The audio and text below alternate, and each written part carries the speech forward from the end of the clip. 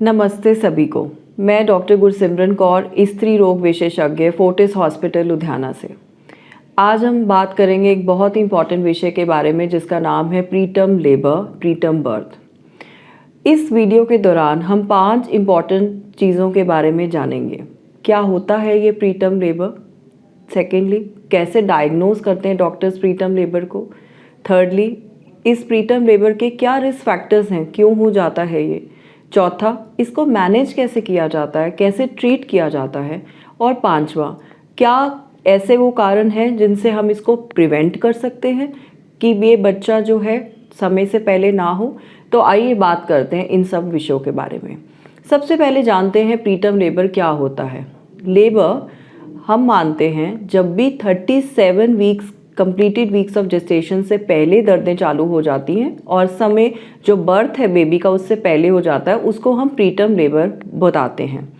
Preterm labour के जो बच्चे होते हैं उसके अंदर लंग्स, ब्रेन, आंतड़ियाँ, लिवर या किडनीज उतने विकसित नहीं हो पाते जितने टर्म बेबी में होते हैं। तभी हम इस प्रीटर्म लेबर को इतने अच्छे से जानना चाहते हैं। डायग्नोज कैसे करते हैं? पहले जानते हैं प्रीटर्म लेबर 2 तरह के होते हैं, स्पॉन्टेनियस और इंड्यूस्ड। स्पॉन्टेनियस माने 10 में से 2 औरतों को गर्भावस्था के दौरान कई बार पेन शुरू हो जाते हैं, दर्दें शुरू हो जाती हैं और उन दर्दों की वजह से वो लेबर में चली जाती हैं। सेकेंडली, इंड्यूस्ड हो सकता है जब आपके डॉक्टर इस चीज़ की सलाह दें कि डिलीवरी समय से पहले करनी पड़ेगी। वो रीजंस तब हो सकते हैं जब माँ को प्रेगनेंसी के दौरान कुछ कॉम्प्लिकेशंस हैं, जैसे डायबिटीज़ कंट्रोल में नहीं आ रहा है, बीपी हाई है, फिट्स पड़ना, अक्लैम्सिया या प्री एक्लैम्सिया का रिस्क फैक्टर्स हैं, हेल्प सिंड्रोम है या गर्भाशय में ब्लीडिंग हो चुकी है, अब्राप्शियो है। तब हमें डिलीवरी माँ की जान बचाने या बच्चे की जान बचाने के लिए करनी पड़ती है। कई बार बच्चे के कारण हो सकते हैं, जैसे बच्चे में ग्रोथ डेफिशिएंसी है, बच्चा ग्रो नहीं कर रहा है, उसके माँ से बच्चे को ब्लड ठीक नहीं मिल रहा है, जो अल्ट्रासाउंड में डॉपलर्स हैं उनमें प्रॉब्लम आ रही है। तो कई बार डॉक्टर सलाह देते हैं कि आप समय से पहले डिलीवरी करवा लीजिए ताकि बच्चा आराम से बाद में ग्रो कर सके, उसे गर्भाशय में कोई दिक्कत ना आए। अब जो डायग्नोसिस है, जब भी आपको लगे कि गर्भावस्था के दौरान आपको रुक रुक के दर्द हो रहे हैं, पेट कैड़ा हो रहा है, टाइट हो रहा है, प्रेशर सिम्टम्स पड़ रहे हैं, 10 मिनट में 3 पेन आ रहे हैं आपको और जा रहे हैं, ये रुक रुक के दर्द होता है और ये कई बार कमर से जांघों की तरफ भी जा सकता है।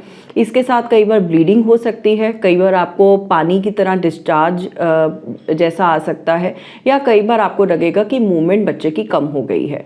तो इसको ये सिम्टम्स हैं जिससे आप समझ सकते हैं कि आपको प्रीटर्म लेबर जैसा हो रहा है और आपको तुरंत अपने डॉक्टर से मिलना है। जब आप लेबर रूम में आते हैं या आप डॉक्टर के पास आते हैं तो कैसे पता लगता है कि ये जो प्रीटर्म लेबर है ये हो रहा है?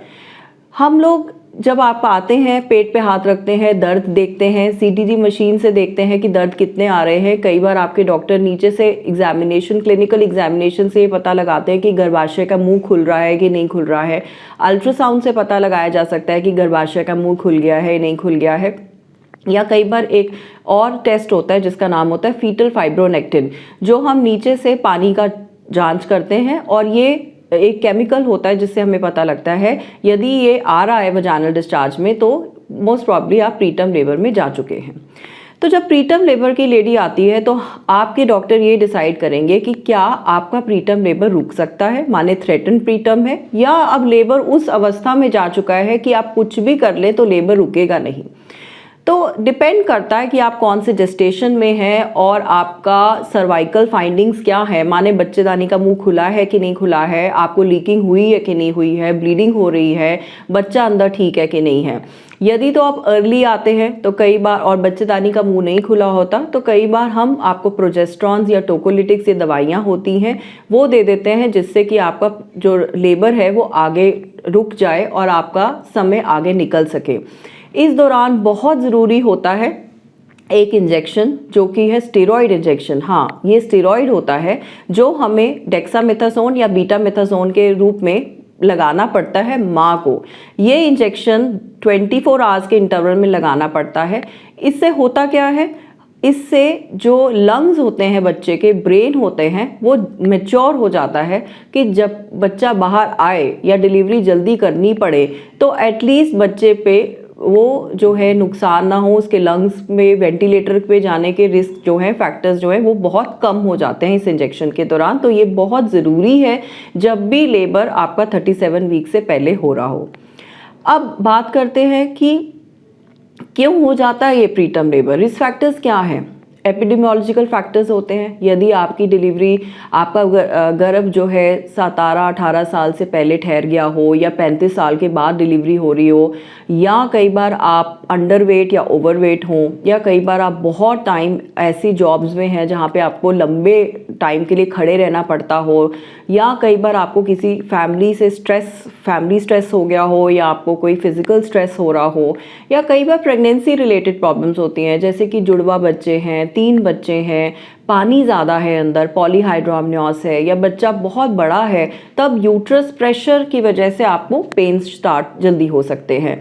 इसके अलावा अगर ब्लीडिंग स्टार्ट हो गई, ब्लड प्रेशर आपका कंट्रोल में नहीं है, अब्रप्शियो हो गया, या कई बार डायबिटीज़ की वजह से आपको बार बार यूरिन इन्फेक्शंस हो रहे हैं, नीचे के रास्ते में डिस्चार्ज हो रहा है, वजाइनल डिस्चार्ज है, तब भी प्रीटर्म के रिस्क ज़्यादा होते हैं। कई बार गर्भाशय में प्रॉब्लम होती है, जैसे कि बहुत सारी महिलाओं में सेप्टेड या सबसेप्टेड यूट्रस होता है, यूट्रस की बनावट ठीक नहीं होती, जैसे यूनिकॉन्वर्ट या डायडेल्फस यूट्रस, ऐसी औरतें भी जल्दी प्रीटर्म लेबर में चली जाती हैं। या कई बार जिनको पहले भी प्रीटर्म बर्थ रहा हो, माने पहली डिलीवरी में भी उनका बच्चा जल्दी हो गया हो, तो ऐसी लेडीज़ में कई बार बच्चेदानी का मुंह कमज़ोर होता है, सर्वाइकल जो होता है, सर्विक्स होता है, वो शॉर्ट होता है, उसकी वजह से वो जल्दी खुल जाता है। या कई बार प्रीवियस डिलीवरी में कोई सर्वाइकल टीयर हुआ हो, या गर्भाशय के मुंह, जिसको हम सर्विक्स बोलते हैं, उस पर किसी तरह की कोई सर्जरी पहले हो रखी है, या बहुत बार डीएनसी हो रखा है, तो ऐसे पेशेंट्स में प्रीटर्म लेबर या प्रीटर्म बर्थ होने का ज़्यादा चांस और ज़्यादा संभावना रहती है। जब भी आप एनरोल करते हैं एंटीनेटल प्रोग्राम में किसी भी डॉक्टर के साथ में, तो वो आपके ये सारे रिस्क फैक्टर आपकी पुरानी हिस्ट्री से लेते हैं। अब हम ये तो हमने डिस्कस किया कि ये रिस्क फैक्टर्स क्या होते हैं। तो अब इम्पॉर्टेंट चीज़ ये है कि इन रिस्क फैक्टर से कैसे बचा सके हम लेडीज़ को, प्रीटर्म लेबर को प्रिवेंट कैसे कर सके। देखिए, prevention is better than cure. हम चाहते हैं कि जब भी लेडी एक एंटीनेटल बुकिंग करे, तो वो लेडी जो है एटलीस्ट 9 मंथ पे डिलीवर करे या उसके बाद करे, बच्चा प्रीटर्म डिलीवरी में नहीं जाए, क्योंकि प्रीटर्म डिलीवरी में कई बार बच्चों को कॉम्प्लिकेशंस आ सकते हैं। अब हम बात करते हैं प्रिवेंशन। सबसे इम्पॉर्टेंट तो ये है कि आपका न्यूट्रिशन बहुत अच्छा रहना चाहिए। आपको अपनी प्रेगनेंसी के दौरान अपना खान पान सही रखना चाहिए ताकि बच्चा कमज़ोर ना हो। बहुत टाइम तक लंबे खड़ा नहीं रहना चाहिए। 8 घंटे कम से कम रात को नींद लेनी चाहिए और 2 घंटे बीच में दिन में आपको दोपहर को 2 घंटे सोना चाहिए, जिससे आपकी बॉडी को रेस्ट मिल सके और इस टाइम आपके बच्चे को अच्छा ब्लड फ्लो जा सके। थर्डली, आप इन्फेक्शन से बचें। इन्फेक्शन से कैसे बचा जा सकता है? पानी ज़्यादा पिए ताकि आपको यूरिन इन्फेक्शंस ना हो। आप अपने खान पान में बहुत ज़्यादा मीठे का ना उपयोग करें, स्पेशली जिनके घर में डायबिटीज़ है, ताकि आपको डायबिटीज़ इन प्रेगनेंसी जीडीएम के चांसेस कम से कम रहें। और यदि आपको जीडीएम है तो आप अपना शुगर कंट्रोल अच्छा रखें प्रेगनेंसी के दौरान। इसके अलावा ब्लड प्रेशर आप अपना कंट्रोल में रखें। यदि आपको ब्लड प्रेशर डेवलप हो जाता है प्रेगनेंसी में, तो आप नियमित रूप से आप अपनी दवाई लें ताकि आपका ब्लड प्रेशर कंट्रोल में रहे और बच्चे को अच्छा ब्लड फ्लो जाए। इसके अलावा बहुत टाइम तक लंबा खड़ा होना, किसी भी तरह का स्ट्रेस आपके लिए हानिकारक हो सकता है, तो ये चीज़ों का ध्यान रखना पड़ता है। और मेडिकली हम कैसे बचा सकते हैं प्रीटर्म लेबर को? हम एक अल्ट्रासाउंड करते हैं जो कि रेकमेंडेड है 24 to 28 वीक्स ऑफ जेस्टेशन में, जब हम देखते हैं कि बच्चेदानी का मुंह जो है छोटा तो नहीं हो गया है। यदि अगर हमें लगता है कि बच्चेदानी का मुंह छोटा हो गया है, तो कई बार आपके डॉक्टर सर्वाइकल इनसर्कलाज का सुझाव देते हैं। ये क्या होता है? ये एक तरह का स्टिच होता है जो हम नीचे के रास्ते में लगाते हैं ताकि गर्भाशय का मुंह जो है बंद रहे, वो जल्दी, ज़रूरत से जल्दी, टाइम से पहले नहीं खुले। सेकेंडली, डिपेंड करता है कि जो भी मैंने रिस्क फैक्टर्स आपको बताए हैं, जैसे रुक रुक के दर्द होना, लीकिंग, ब्लीडिंग या कमर में दर्द होना, ये सब रिस्क फैक्टर्स आपको अगर होते हैं तो आप टाइम पे अपने डॉक्टर को इस चीज़ के बारे में बताएं। थर्डली, इम्पॉर्टेंट है कि हम ये देखें कि मेडिकली हम किसी किसी लेडीज़ को जो कि जैसे आईवीएफ प्रेगनेंसी हैं या ट्विन्स हैं या पॉलीहाइड्रोएमनियोस है या जिनमें हमें प्रीवियस प्रीटर्म बर्थ की हिस्ट्री है, उनको हम प्रोजेस्ट्रॉन्स देते हैं प्रेगनेंसी के दौरान। ये वो दवाइयाँ होती हैं जिससे यूट्रस रिलैक्स रहता है। ये प्रोजेस्ट्रॉन्स हम ओरली भी दे सकते हैं, वजाइनल रूट से भी दे सकते हैं, इंजेक्शंस के दौरान भी दे सकते हैं। तो इससे जो प्रेगनेंसी है वो कुछ हद तक आपका यूट्रस जो है रिलैक्स रहता है। इसके अलावा टोकोलिटिक दवाइयाँ होती हैं, जब हमें लगता है कि ये लेडी प्रीटर्म लेबर में जा सकती है तो कई बार हम टोकोलिटिक्स भी जो दवाइयाँ हैं यूट्रस को रिलैक्स करने के लिए वो भी देते हैं। अब हम बात करते हैं ट्रीटमेंट की। नवजात शिशु जब भी होते हैं प्रीटर्म तो क्या प्रॉब्लम्स आ सकती हैं। कई बार फेफड़ों में प्रॉब्लम हो सकती है, उनके फेफड़े खुले नहीं होते, सांस में दिक्कत हो सकती है जिसकी वजह से उनको कई बार वेंटिलेटर की सुविधा की ज़रूरत पड़ती है।